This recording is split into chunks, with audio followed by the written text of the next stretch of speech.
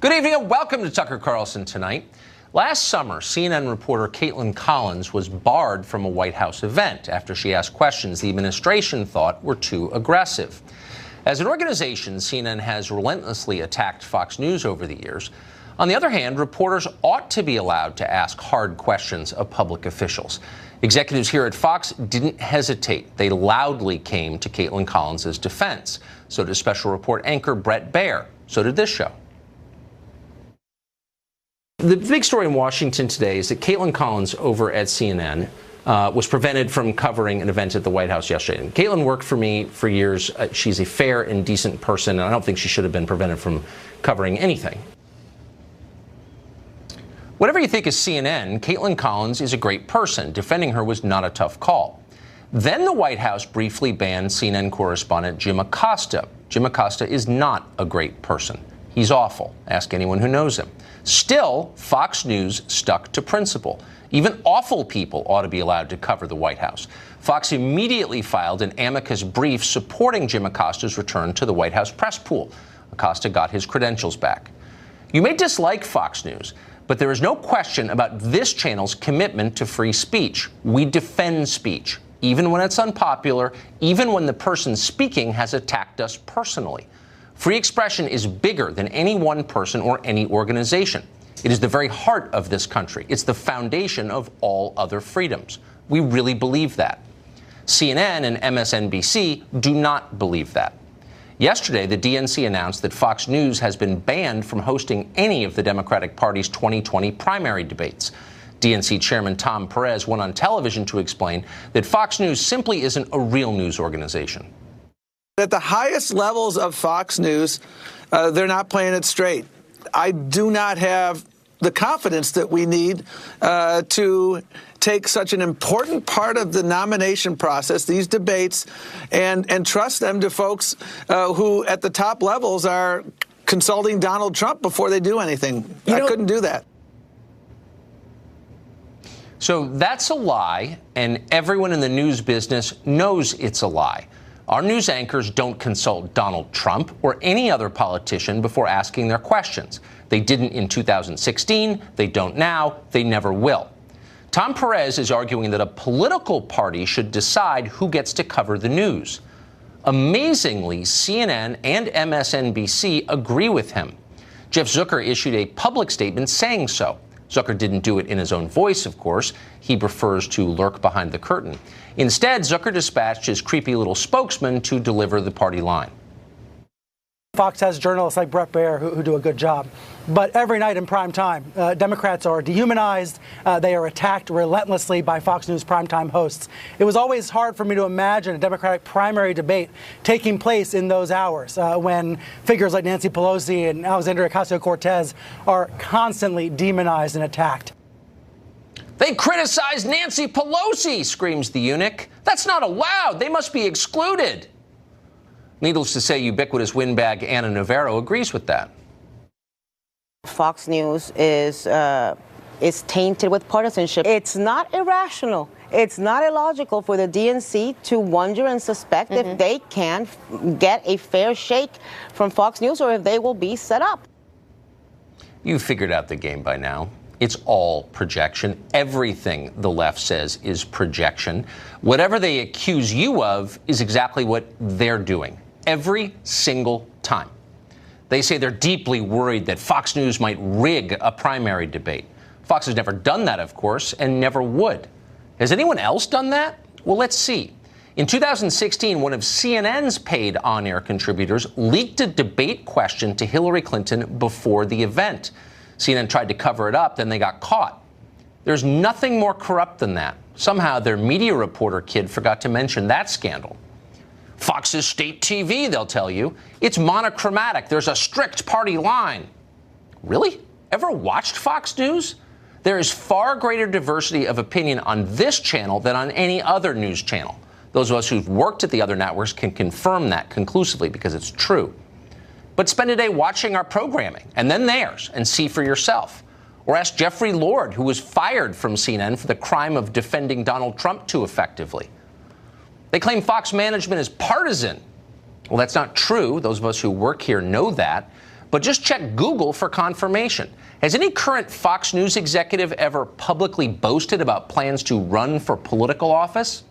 Nope. But Jeff Zucker has. Zucker is a partisan Democrat. He has said so many times. And that may be why Zucker is so anxious to increase the partisan division in this country. That's exactly what he's doing by endorsing the DNC ban on Fox. When CNN says this network should not be allowed to host a Democratic debate, what they're really saying is that disagreement shouldn't be allowed. They're making the case against compromise and against bipartisanship. We reject CNN's worldview completely. Yes, this is a divided country. We have genuine disagreements. They're real. But we are all Americans. We have more in common than we don't. And that's why you will often see sincere leftists on this show. Sometimes we are tough on them. But just as often, we will nod in vigorous agreement. We don't have to agree on everything to find common ground with someone. This is America. Nuance is allowed, and you will see it here. You'll never see anything like that on CNN or MSNBC. On those channels, people are the sum total of their voter registrations. You're either with Trump or you're against Trump. It's a zero-sum world. It's ugly and boring and incredibly divisive. We will never be like that. The left embraces this view because it increases their power.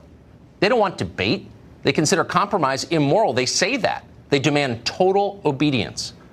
Around the world, the left is working to crush dissent as CNN applauds from the sidelines. In France right now, to name one among countless examples of it, former presidential candidate Marine Le Pen is facing a criminal prosecution for tweeting out photos of atrocities committed by ISIS. Le Pen didn't endorse ISIS or its atrocities. No. Le Pen faces 3 years in prison simply for showing what fundamentalist Islamic groups actually do. In Australia, Milo Yiannopoulos was just banned from entering the country on, quote, grounds of character. Keep in mind that Yiannopoulos, whatever you think of him, has never advocated violence. He's never even been arrested. Meanwhile, radical Muslim clerics enter Australia all the time. Yiannopoulos is being punished purely for his political views, and no doubt that is absolutely fine with CNN. What you're watching across the West is a new form of social control. It's modeled on the vast system of surveillance and punishment that American tech companies have helped design for China's fascist regime. Step out of line and you will feel the pain. Big tech closes your social media accounts. Your bank drops you. PayPal won't allow you to earn money online. Amazon bans your books. You can't travel abroad. You're a non-person. CNN won't say a word about any of this. They haven't. They cheer. You're a bigot, they'll say, motivated by hatred. They seem to have no idea they're describing themselves. Joe Concha writes about media at The Hill, and he joins us tonight. Joe, thanks a lot for coming on. Fox defended CNN's right to cover the White House, to cover American politics, in the form of an amicus brief on behalf of Jim Acosta, who's very hard to defend. But on principle, we did it anyway. And now Fox has been banned from hosting Democratic debates, and they're gloating. Tell me how this works. Well, for one, Jim Acosta has called Fox state-run TV on several occasions. Chris Cuomo just did this week, as has its senior chief media correspondent. So, yeah, as you said, it's not returned in kind. Just one thing to correct you on your monologue. You said that CNN had shared a debate question with the Clinton campaign. Singular, you mentioned. Actually, that happened twice at 2 different town halls. One that they sponsored with another news organization, one that they did solo. So this happened twice through Donna Brazile to the Clinton campaign. So it is interesting to hear them talk about. Unbelievable. I didn't even know that. That doesn't get a lot of coverage from their media critic, Zucker's spokesman. Haven't seen that very much. And the bottom line is that unlike this network that brought in an outside firm during the Roger Ailes controversy, he was gone a couple weeks later to investigate. CNN never brought in an external firm to investigate how that happened, because that's a very serious thing, obviously. Yeah.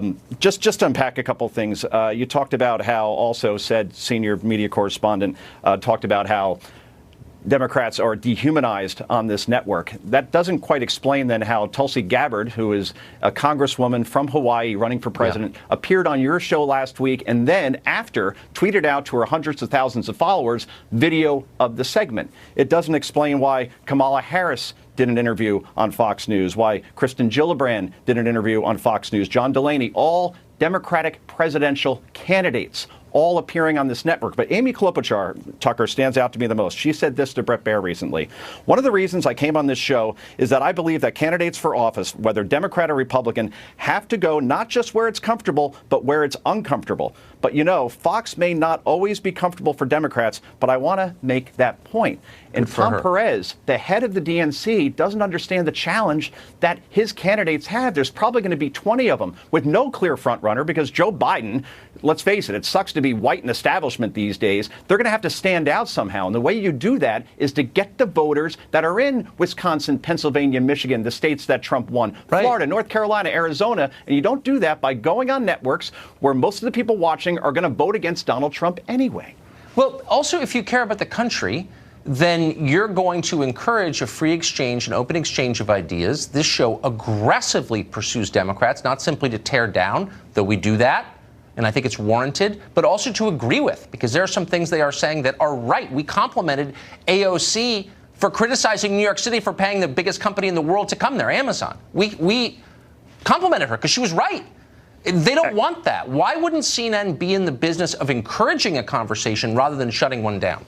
I would think that would be the case. And echo chambers are quite boring, Tucker, right? Yes. And free exchange of ideas. And what your show does, I've noticed against others, and maybe this is a little bit inside baseball, but I've seen a lot have panels where it's like a Brady Bunch. You're watching like 6, 8 people yelling at each other. Yeah. I think I've only seen you do one-on-one. I don't think I've ever seen you interview more than 2 or 3 people ever at a time. You never will. I hate that. And that makes, I think, for better television in terms of freedom. So, look, the bottom line is that candidate Donald Trump understood that to win, he had to go on those other networks during the primaries. MSNBC, Morning Joe, a regular guest. CNN, he was on often, and he got the nomination. And that's what these candidates have to do. They want to do it, but the DNC isn't allowing it to happen, Tucker. It's really a mistake.